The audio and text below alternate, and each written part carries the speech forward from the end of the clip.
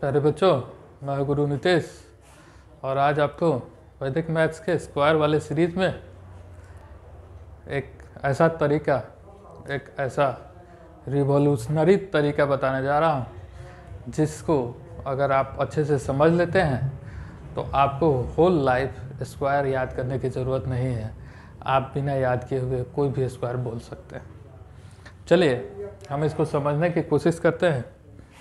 जैसे हमको 11 का स्क्वायर निकालना है, 11 का स्क्वायर निकालना है तो हम इसके लिए काम जो करते हैं ये सारा काम हमारे माइंड में होगा, बोर्ड पे, पेन पे, कॉपी से नहीं होगा। अगर हम इसमें से एक सब्सट्रैक्ट कर लें तो ये 10 हो जाएगा। तो अगर हम इसे यहाँ एक सब्सट्रैक्ट किए हैं तो हमको एक ऐड करना होगा तो ये 12 हो जाएगा। और जो हमारा फाइनल कैलकुलेशन होगा 10 इंटू 12 प्लस 1 स्क्वायर मतलब 120 प्लस 1 मतलब 121। अब आपको लग रहा होगा कि ये देख के तो बड़ा भारी हो गया, तो पहले से भी आसान नहीं है।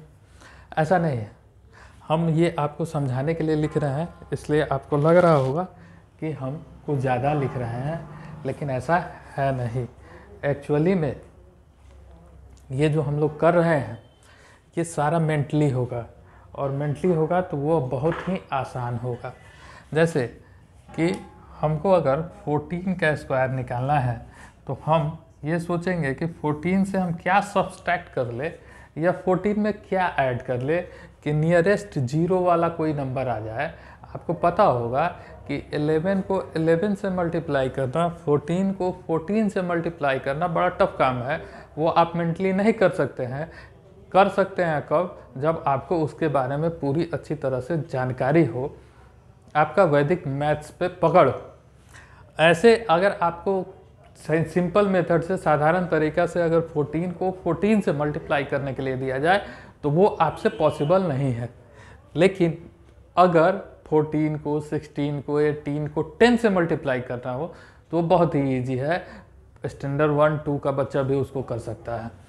तो 14 से हम क्या सब्सट्रैक्ट कर ले कि हमको एक जीरो वाले के आसपास नंबर आ जाए। तो अगर इसमें से हम 4 को सब्सट्रैक्ट कर लेते हैं तो हमको 10 आ जाएगा। तो अगर हम 4 को सब्सट्रैक्ट कर रहे हैं तो हमको 4 ही ऐड करना होगा। तो 14 में अगर हम 4 को ऐड करेंगे तो ये बन जाएगा 18, और इन दोनों को आपस में हमको मल्टीप्लाई करना है। और इसमें जो नंबर हम घटा या बढ़ा रहे हैं, हम तो एक ही नंबर घटा रहे हैं।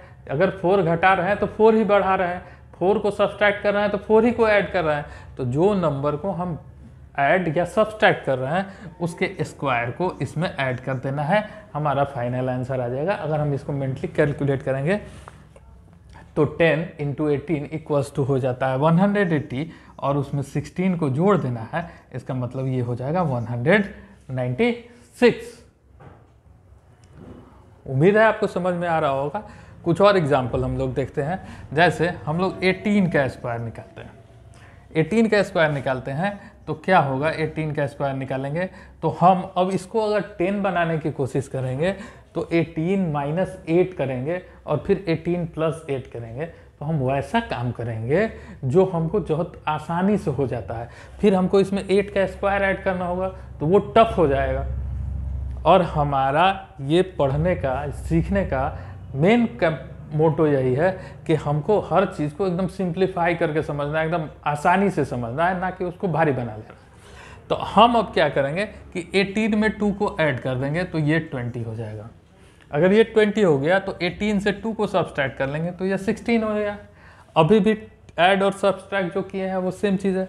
अब हम क्या करेंगे? 20 को 16 से मल्टीप्लाई करके 2 का स्क्वायर इसमें ऐड कर देंगे तो ये हो जाएगा 320 प्लस 4 मतलब हो जाएगा 324। मतलब आपको ये चीज़ समझ में आया कि अगर 14 है तो इसको हम 10 के नियर ले जाएंगे, क्योंकि 4 का स्क्वायर हमारे लिए ऐड करना आसान काम है। और यहाँ 18 है तो इसको 20 के अराउंड ले जाएंगे, क्योंकि 20 से हमको फिर 2 का स्क्वायर ऐड करना या 20 से मल्टीप्लाई करना हमारे लिए बड़ा आसान काम हो जाएगा। जैसे अगर 23 का स्क्वायर हमको निकालना है तो इसको हम 20 के अराउंड ले जाएंगे तो -3 करेंगे तो 20। अगर हम इसको -3 किए हैं तो हमको +3 करना होगा, तो ये हो जाएगा 26। तो अब हमको क्या करना है, 2 से मल्टीप्लाई कर देना है 26 को, और 0 है तो 0 तो आखिर में आ जाता है मल्टीप्लिकेशन के, तो 26 2 जा 52। अब हमको इसमें ऐड क्या करना है, 3 का स्क्वायर, तो +3 का स्क्वायर मतलब हो गया 529। वही अगर हमारे पास 32 का स्क्वायर रहता, अगर हमको निकालना है 32 का स्क्वायर, तो हम क्या करेंगे, -2 करेंगे 30, +2 करेंगे 34। तो हमको क्या करना है, 34 को 30 से मल्टीप्लाई करना है और 2 का स्क्वायर ऐड कर देना है। तो 34 को 3 से मल्टीप्लाई करने के लिए 34 को 3 से मल्टीप्लाई कर देंगे, तो ये कितना हो जाएगा 102, और इसमें 0 लगा देंगे क्योंकि ये 30 है, और इसमें हमको ऐड कर देना है 2 का स्क्वायर मतलब 1024। तो हमारा आसान तरीका है। इस तरीका को आप अगर थोड़ा सा मेहनत कर लेते हैं तो आप मेंटली किसी भी नंबर का कैलकुलेट कर सकते हैं, कोई भी नंबर दिया हुआ हो कोई फर्क नहीं पड़ता। जैसे 98 का स्क्वायर, आपको पहले के वीडियो में हम बताएं 98 का स्क्वायर, तो 98 क्या हो गया, 100 से 2 कम है, तो हमको 100 से 2 कम है 98, तो 100 हमको 98 में 2 ऐड करेंगे तो 100 हो जाएगा। तो अगर हम 2 ऐड कर रहे हैं तो हमको 2 सब्सट्रैक्ट भी करना होगा, तो 98 में 2 ऐड कर दिए 100 हो गया, 98 में से 2 सब्सट्रैक्ट कर दिए 96 हो गया। अब 96 को 100 से मल्टीप्लाई कर देंगे, तो 96 को 100 से मल्टीप्लाई कर देंगे तो 9600, और इसमें ऐड कर देना है 2 का स्क्वायर, तो 9604 हमारा आंसर हो गया। अगर 99 का स्क्वायर है तो उसमें 1 को ऐड करेंगे तो वो 100 हो जाएगा, और 1 को सब्सट्रैक्ट करेंगे तो 98 हो जाएगा। तो 98 को 100 से मल्टीप्लाई कर देंगे तो वो हो जाएगा 9800, और 1 का स्क्वायर उसमें ऐड कर देना है तो 9801 हमारा आंसर हो जाएगा। कोई भी नंबर दिया हुआ 54, 55, 68, 84, 86 कोई भी नंबर दिया हुआ है, इसका स्क्वायर अगर इसको आप अच्छे से समझ लेते हैं, इसको आप अच्छे से प्रैक्टिस करते हैं, तो आप इससे मेंटली बोल सकते हैं। आपको 2 दिन 4 दिन 10 दिन प्रैक्टिस करने की ज़रूरत है, उसके बाद से कभी भी आपको इसमें ना कुछ रटना है, ना कुछ याद करना है, ना कुछ बार बार करने के लिए है। आपको 100% लाइफ टाइम के लिए स्क्वायर आपका हो जाएगा। आपको हमारी वीडियो, हमारी बातें अगर समझ में आ रही हैं, आप हमारे वैदिक मैथ्स प्रोग्राम से जुड़ना चाहते हैं, तो आप हमारे दिए हुए नंबर पे व्हाट्सएप करें, आपको वैदिक मैथ्स के प्रोग्राम से जोड़ा जाएगा।